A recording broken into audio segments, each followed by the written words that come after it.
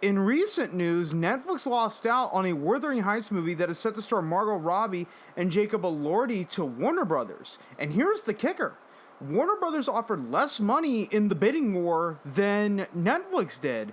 Netflix offered the most for the movie at $150 million. Warner Brothers offered $80 million, but their pitch included a wide theatrical release and a full marketing push. According to some insiders, Amazon was also in the race for the movie and promised a theatrical release. And I do want to stress that the news regarding Amazon has not been officially confirmed at this time. So please take that little tidbit of information about Amazon with a grain of salt. Netflix was allegedly shocked by this happening because they have outbid every other studio for so long and was so used to winning on that front. There was a time when agents would tell their clients to just take the money, take the most of, take the loot, take the most amount of money you can. But that seems to have changed now in 2024 and beyond. From the Variety article that I'm getting this information from, quote, Netflix has the biggest number of subscribers in scale, so they can afford to play the game that they're playing, says Eric Handler, an analyst at Roth Capital Partners. But there's a growing contingent of directors and movie stars who are saying, no thanks, end quote. During a recent Netflix earnings call regarding the Chronicles of Narnia movies going to IMAX, Ted Sarandos isn't inclined to budge on the theatrical release window that companies like IMAX want from Netflix, saying, quote, we believe that not making subscribers wait for months to watch the movie that everyone's talking about adds that value. So what we do for filmmakers is we bring them the biggest audience in the world for their films, and then we help them make the best films of their life. I'm sure that we can continue to pierce the zeitgeist and have those moments in the culture even when those moments begin on Netflix, end quote. What I want to explore with this video is the why of this matter. Why are more and more filmmakers and movie stars turning their back on Netflix when it used to be that people would hope to get that Netflix deal to get that guaranteed money? And I've distilled it down to three major reasons as to why I believe Netflix is losing its luster. And the first main reason that I want to get into is the fact that Netflix doesn't really market their movies. When was the last time you saw a really big marketing push for a Netflix original movie? Now, some could point to El Camino, but what El Camino had going for it was that it was the epilogue to Breaking Bad, so you already had a built-in fan base in regards to that. And I mean, sure, they did do a marketing push for, I'm trying to think of the movie, Rebel Moon, Zack Snyder's Rebel Moon, his Star Wars knockoff. And what tends to happen, unless if it is a really, really big release, like an El Camino or a Rebel Moon, is that they'll market their movies like really heavily for the first week, and then Netflix just drops them and moves on to the next thing. But unless if you are a Zack Snyder, or if you're, the epilogue to Breaking Bad, you have to do a lot of your own marketing in terms of getting your movie out there. It's not the same thing as when, I'll just use this as an example. When Sharknado came out on the Sci-Fi Channel, you had the Sci-Fi Channel marketing the hell out of that movie. Watch Sharknado Wednesday night at 7 p.m. Eastern Standard Time. And then they showed the movie again. Rewatch Sharknado Thursday night, starting 7 p.m. Eastern Standard Time. When you have movies that went direct to cable channels would promote the hell out of the original movie because they made money direct via advertising. Netflix doesn't really make money off advertising. They make money based off subscriptions. So again, unless if you are a really big movie like Rebel Moon or El Camino, you're going to have to do your own marketing push. So basically, Netflix will give you the moniker of, will give your movie the moniker of Netflix original, but they're not going to give you any sort of marketing. You have to do all that yourself. So now you sit back, scratch your head and go, well, why bother? Okay, Netflix is going to pay the most amount of money for my movie by comparison to everybody else, but they're just going to throw it up on Netflix is just going to throw it up onto the streaming platform and be done with it. There will be no official announcement other than the What's on Netflix blog, and it's going to be just one movie and a very, very long list of others. Why bother if you're not going to market the movie, and if I have to do my own marketing, then I might as well do my own theatrical release and build up hype for it and then bring it over to Netflix. Which leads into my second point, is that, producers, movie stars, directors, they have to forego theatrical revenue and physical media sales. I just brought up that Netflix only really releases their movies on Netflix and nowhere else. The only exception to that, the one I can think of, was The Irishman got a Criterion Blu-ray release, but that's because that movie was directed by Martin Scorsese and starred Robert De Niro, Joe Pesci, and unless if you were The Irishman, or a better example, the first two seasons of Stranger Things released to Blu-ray, at least here in North America.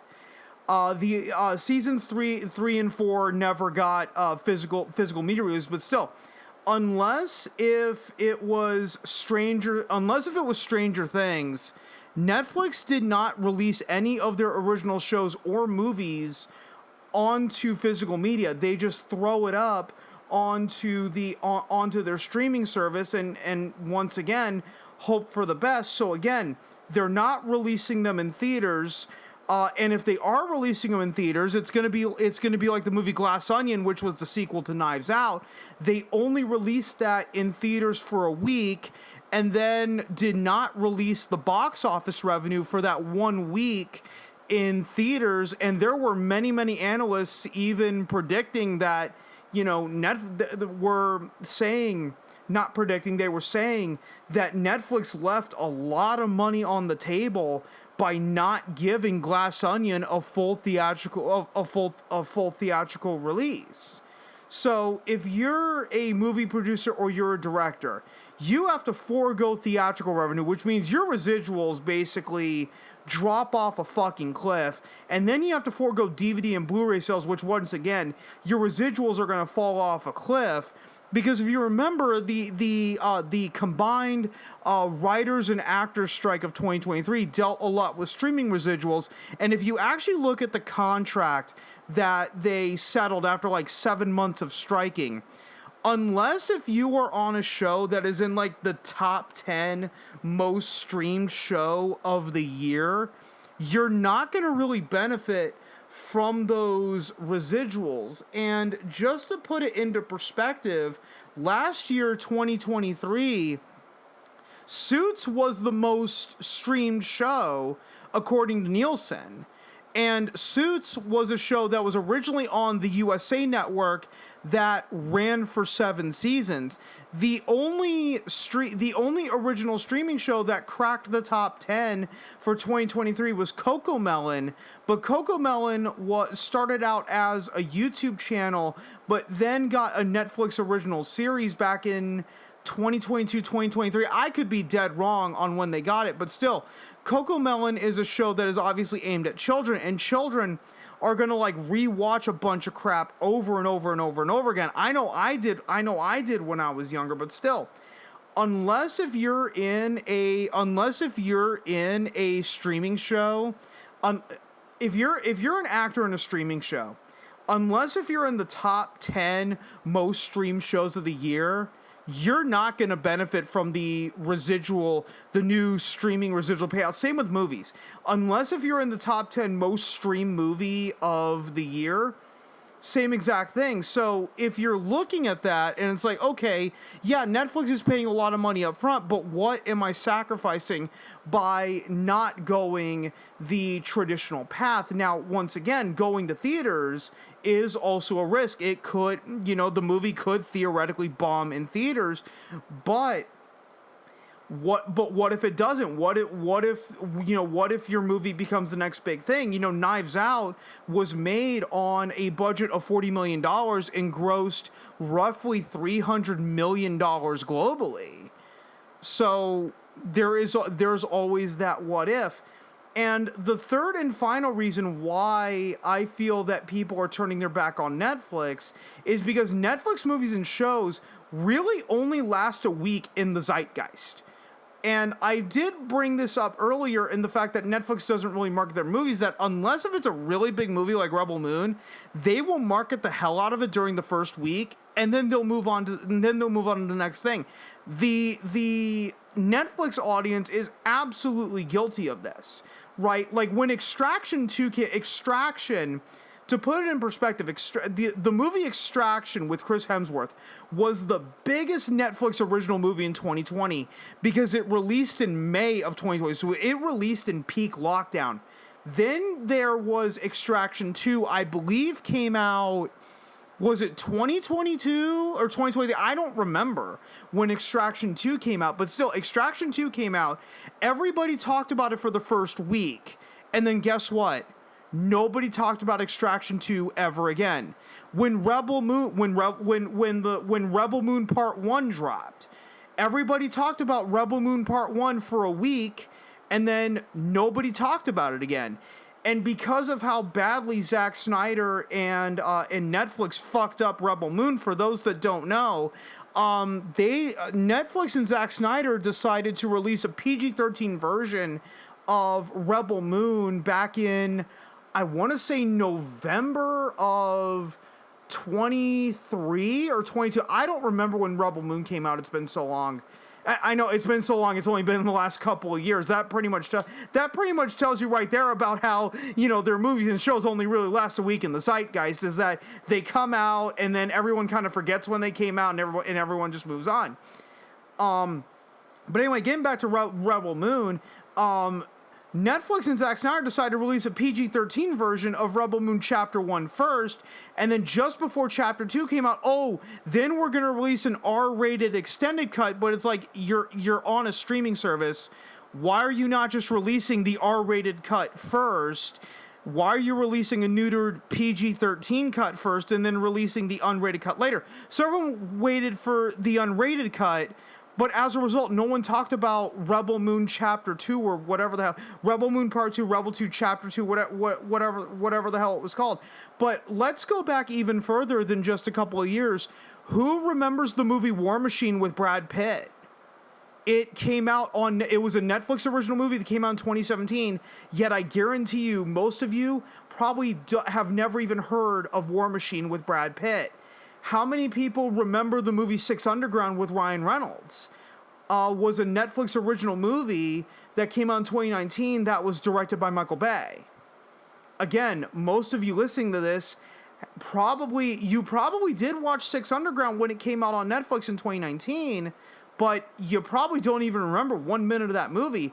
Back when I first started this channel a few years ago, I actually reviewed the movie Six Underground, and I'll just say this, I don't remember 1 minute of the movie Six Underground, and I think I watched it a few years ago. How many of you have ever heard of the movie Triple Frontier with Charlie Hunnam and Ben Affleck? Again, a Netflix original movie that came out in 2020. Another one that I reviewed a few years ago that, once again, I really don't remember 1 minute of that movie.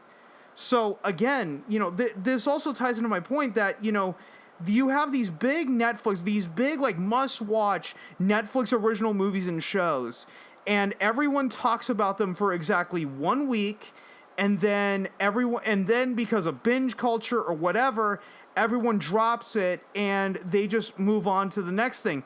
The Netflix original movies and Netflix original shows is literally that red letter media meme.